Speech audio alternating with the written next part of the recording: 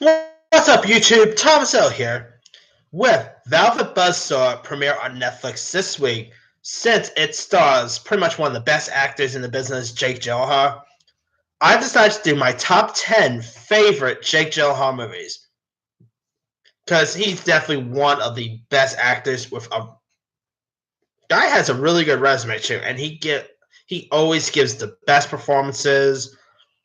Not to mention, I cannot wait to see him as Mysterio in Spider-Man: Far From Home, but we'll get to that later.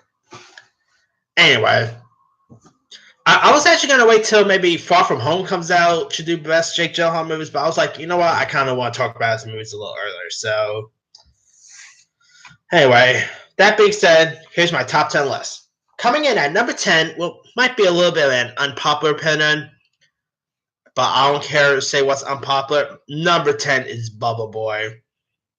I know this is actually more of a guilty pleasure of mine, but I simply love Bubble Boy. It was actually the movie that kind of introduced me to Jake Gyllenhaal, because when I first saw Bubble Boy, I literally had no idea who that was in this. And then, since Bubble Boy, I've actually liked Jake Gyllenhaal ever since. I mean, in the movie, it's kind of interesting. It's a coming-of-age comedy that follows the life of Jimmy Livingston, played by Jake Gyllenhaal, who's a young man born without immunities and raised in manufactured world provided by his well-intentioned but misguided mother, played by Swissy Kurtz. And he realizes that the woman he loves next door is pretty much getting married, so he goes cross country in his bubble to stop the wedding. It's a really fun film. I mean, there he also meets some interesting characters. I mean, besides Gyllenhaal and Kurtz, you also got people like Molly Shelton, the late great Vern Troyer is in this. Danny Trejo has a part in this. This is a really fun film. I mean, if you guys never seen Bow Boy, when we get a chance, if you see it like on Google Play or whatever, check out Bow Boy. It's really good. Most people would probably say it stinks, but hey, it's not a film that's going to be for everyone, to be honest with you, but it's actually pretty decent.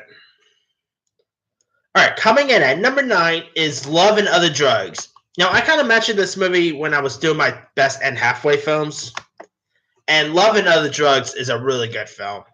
In it, Jake Gyllenhaal plays a salesman named Jamie Randall, who always has good luck with women, and one day he gets a chance to encounter a woman named Maggie Murdoch, played by Anne Hathaway, who's a free-spirited Parkinson's patient, and their relationship leads to a sexual relationship.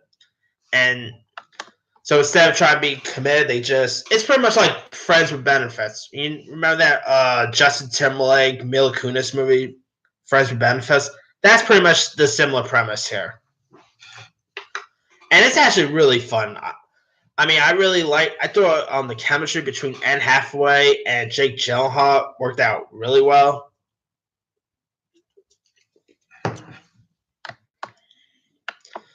I mean, I thought it was a very cute rom-com. And also, besides Gyllenhaal and Hathaway, you also got Oliver Platt, Hank Azaria.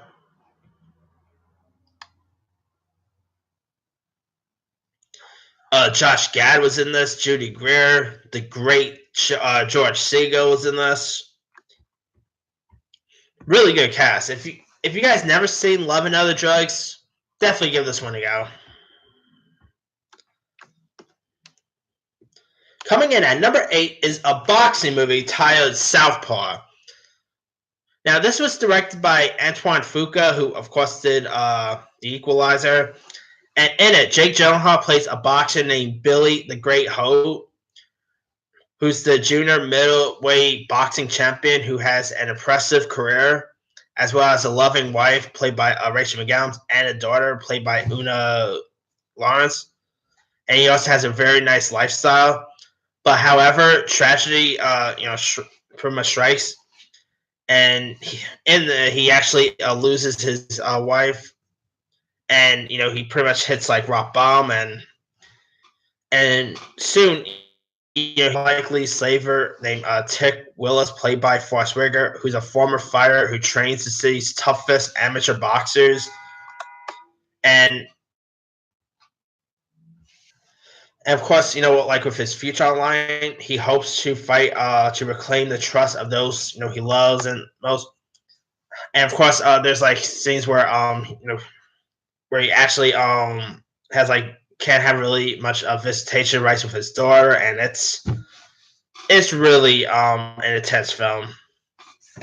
I mean, the scenes with him and his daughter in this, I mean, will probably tear you up actually. Also, the boxing scenes in this was pretty cool. I really love this film. It's completely fun. It's heartfelt. Jake Gyllenhaal gave a tremendous performance, and I mean Jake Gyllenhaal was a beast in this. Like that guy was buff in this movie, and it's a really good film. If you guys haven't seen Southpaw by now, check it out. I meant it's a little bit too long. When I first saw it, I was kind of saying to myself that maybe they should have cut down a little bit. But other than that, it's a really good love film. Coming in at number 7 is Stronger. Now, in it, Jake Gyllenhaal, plays a Boston Marathon runner named Jeff Bowman, who loses both of his legs when during the Boston Marathon bombing on April 15th of 2013, and he's pretty much able to help law enforcement identify one of the suspects. But during his own battle is just the beginning, and he's trying to get support from his family as well as his girlfriend, played by Tatiana Maslany. His mother in this is played by Miranda Richardson. Clancy Brown plays his father in this. This is a terrific little movie. I mean, I gotta say, Jake Gyllenhaal was snubbed for an Oscar for this. I mean, this is maybe not win, but I think Jake Gyllenhaal should have gotten an Oscar nomination for this. He was that terrific here, and if you guys haven't seen Stronger, give this one a go. It's a really good film. I mean, it was also directed by David Gordon Green, who recently put out the new Halloween movie. And I thought David Gordon Green did a good job at directing this. I mean, the year that this came out, there was like another Boston Marathon film that was Patriots Day. So that year we had like 2 movies based on the Boston Marathon. And Stronger is a really good one. Definitely check it out. It's a little intense to watch, but it's pretty good. Coming in at number 6 is the David Fincher film Zodiac. Now, of course, this is about detectives trying to find out the case of the Zodiac killer that reigned from 1960s and 1970s. And Jake Gyllenhaal pretty much plays one of the reporters with Robert Downey Jr. Also, you got Mark Ruffalo, Anthony Edwards is in this, and they all pretty much become obsessed with learning the killer's identity and bring him to justice. But of course, meanwhile, the Zodiac claims victims after victims and taunts authorities with cryptic messages, massive phone calls, and I mean, till this day, we still don't know who the Zodiac killer is. And I gotta say, the Zodiac is probably my favorite David Fincher movie. It's terrific. It has good performances by Gyllenhaal. Robert Downey Jr. was good in this. Mark Ruffalo was good. I mean, this is pretty intense at times. There are some intense moments in this.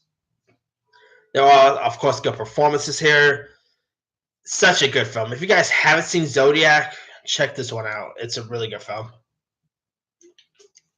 All right. Coming in at number 5 is Donnie Darko. Now, this is actually probably one of Jake Gyllenhaal's earliest work.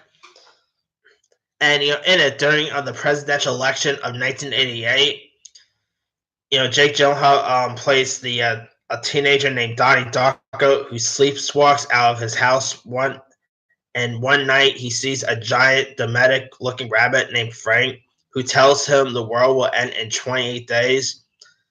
And when Donnie returns home, he finds that a jet engine has crashed into his bedroom, and Donnie is of course living in a parallel universe, and he is like suffering from mental illness and all. The bunny in this is creepy. I mean, the bunny in this looks like Bugs Bunny on crack, like literally. And Jake Gyllenhaal was really good here. Besides Gyllenhaal, you also had the late great Patrick Swayze, Jenna Malone was in this, Drew Barrymore. Good cast. And this movie it's a really creepy movie. It's not really necessarily a horror film. I know lots of people consider it as a horror movie. I consider it just as a suspenseful film. But it's a really good one. They also did a sequel called S-Darko, which is one of the worst sequels ever. Skip the sequel, but check out the first Donnie Darko because it's the best. Coming in at number 4 is End of Watch. Now, End of Watch, I gotta say, is when I first saw this movie, I literally called it like a movie version of the show Cops. That's literally what it was like. A movie version of Cops. And in it, it's about like longtime LAPD partners and friends, Brian Taylor, played by Gyllenhaal, and Mike Zavala, played by Michael Pena, who patrol one of the most dangerous neighborhoods in Los Angeles. And they are, of course, decide to bend the rules so their honor and dedication to the jobs are unquestioned. And so Taylor and Zavala always, have pretty much they always have each other's backs, even if Taylor's filming of their daily activities for college, of course, is a bit, advertising on. And so they also try to take down the Mexican drug cartel as well. It's a really good film. It was directed by David Ayer, who of course went on to do Suicide Squad, which I like Suicide Squad, but I know lots of people hate it. And lots of people, still call David Ayer a terrible director. Guys, if you think he's a terrible director, you clearly haven't seen End of Watch. It's a really terrific movie. It is completely fun. Gyllenhaal and Michael Pena was awesome in this. It had good cinematography too. And also, besides Gyllenhaal and Pena, you also had Anna Kendrick. America Ferrera was in this. Really good movie. Check out End of Watch. I think you'll enjoy it. All right, coming in at number 3 is Prisoners. Now, this is another movie that I think Jake Gyllenhaal should have scored an Oscar nomination for. In Prisoners, of course, it stars Hugh Jackman, who pretty much faces a parent's worst nightmare when his 60-year-old daughter, Anna, and her friend go missing. And so the only lead is an old motorhome that has been parked on their street. And and Jake Gyllenhaal plays the detective who is on the case, and in it he arrests the driver, played by Paul Dano. But of course, a lack of evidence forces him to release his only suspect, Dover, who pretty much knows that his daughter's life is at stake, and so he decides that he has no choice but to take matters into his own hands. Besides Gyllenhaal, Jackman, and Dano, it also had Terrence Howard. The one who plays Clay on 13 Reasons Why was in this. Viola Davis. Maria Bello was in this. Such a fantastic movie. It was directed by Denis Villeneuve, who of course directed stuff like Arrival, Blade Runner 2049, and he's doing that Dune reboot. Jake Gyllenhaal gave probably the best performance of his career in this. I mean, I literally thought that Gyllenhaal should maybe scored an Oscar nomination for this film because he was actually that good. Hugh Jackman gave a good performance. This is probably my favorite Denis Villeneuve movie. I mean, he's done other good stuff since Prisoners, but I gotta say, Prisoners, no matter what movie he has coming, Prisoners might actually always end up being my favorite Denis Villeneuve film. And if you guys haven't seen it, definitely check it out. It is really intense to watch at times, but other than that, it's really good. Coming in at number 2 is Brokeback Mountain. Now, of course, this was the Ang Lee directed romance movie with Jake Gyllenhaal and the late great Heath Ledger. Of course, this one also had Anne Hathaway. Michelle Williams was in this. Anna Faris. Good cast. Of course, this movie scored like an Oscar nomination and an Oscar nomination for Gyllenhaal. So glad at least he has some Oscar nominations under his belt. But anyway, Brokeback Mountain is really good. It's a good romance movie. I really like the chemistry between Gyllenhaal and Ledger. Yeah, it's a really good film. I mean, if you guys still never seen a Brokeback Mountain yet, definitely check this one out. All right, now my number 1 favorite Jake Gyllenhaal movie, that would be Nightcrawler. Of course, Nightcrawler is from the same director who directs that new movie, Velvet Buzzsaw. And it also stars Rene Russo, who's also in Velvet Buzzsaw. And in it, Jake Gyllenhaal plays the role of Lewis Bloom, who stumbles into a new career as a cameraman and of course he's armed with a camcorder and police scanner, and he begins nocturnal forays across the city in search of shocking and grisly crimes. And so he catches the eye of Shop One news director played by Rene Russo, who welcomes the chance to raise her station ranks. So Lewis pretty much goes on a great leave to catch like the money shine off. This is a really good movie. I mean, Jake Gyllenhaal is a really creepy performance by Jake Gyllenhaal. You even had the late great Bill Paxton in this. Eric Lang, who was really good on that show, Escape at Tomorrow. He was good in this. Such a really fantastic little movie. Of course, Riz Ahmed was also in this. He gave a good performance. I mean, if you guys never seen Nightcrawler by now, definitely check this one out. And lots of people, including myself, think that Jake Gyllenhaal was snubbed for an Oscar for this. He was that terrific. I mean, how on earth did Jake Gyllenhaal not score an Oscar nomination for this movie? That is still beyond me. He was that good in this. I mean, if you guys still haven't seen Nightcrawler, I believe if it's on Netflix or Google Play or whatever, definitely check this one out. And Nightcrawler is pretty much the reason why I'm looking forward to check out Velvet Buzzsaw. So, yeah, let me do the quick rundown. Number 10, Bubble Boy. 9, Love and Other Drugs. 8, 7, Stronger. 6, Zodiac. 5, Donnie Darko. 4, End of Watch. 3, Prisoners. 2, Brokeback Mountain. 1, Nightcrawler. Now, he's been in loads of other stuff over the years. Let me pull up his credit list.